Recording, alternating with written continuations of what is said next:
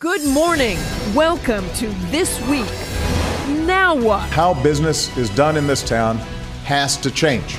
After 2 weeks of complete chaos, Washington finally gets its act together, ending the shutdown crisis.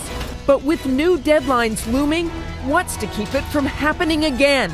Is Washington broken beyond repair? This morning, tough questions for all sides. Democratic leader Nancy Pelosi, Tea Party hero Ted Cruz, and GOP star Jeb Bush. Plus, recently in Washington, unfortunately, we have seen examples of the wrong kind of leadership. Hillary, back on the campaign trail.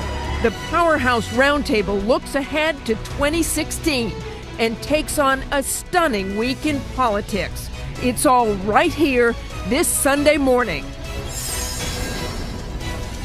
From ABC News, This Week with George Stephanopoulos starts now.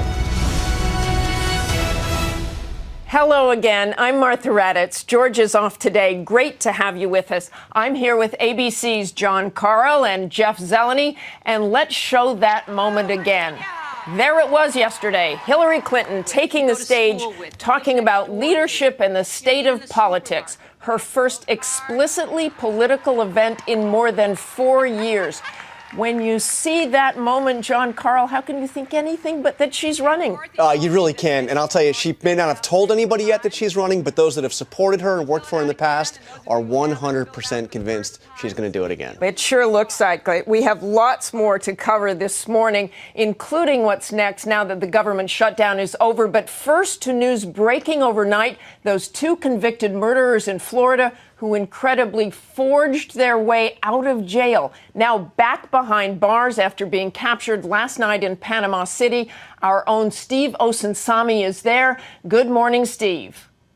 Good morning, Martha. It was like a scene out of a movie. Police racing to this motel in Panama City, finally catching up to those convicted killers who, according to authorities, had been here since Wednesday. Police say they surrendered without incident, came out with their hands up.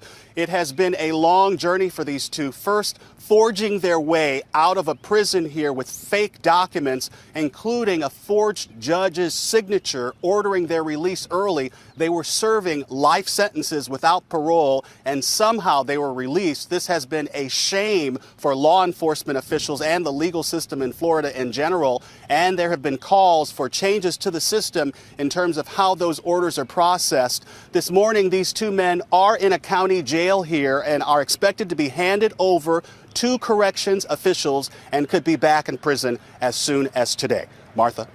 Thanks, Steve. Incredible story. And before we get to Leader Pelosi, Senator Cruz, Governor Bush, let's bring back our chief White House correspondent, Jonathan Karl, and our senior Washington correspondent, Jeff Zeleny. And John, let me start with you. There were really no winners, according to President Obama, in the government shutdown and having it reopen. But he will make some gains, he seems to think. How does he do that? How does he continue forward? Well, look, the big thing here is after the downgrade in 2011, the president brought in his senior staff and said, we are not going to do this again. We have to end government by crisis. So he drew the line, a red line, if you will, Martha, on this, that he wasn't going to debate over the debt ceiling. He managed to break it. The Republicans gave in entirely.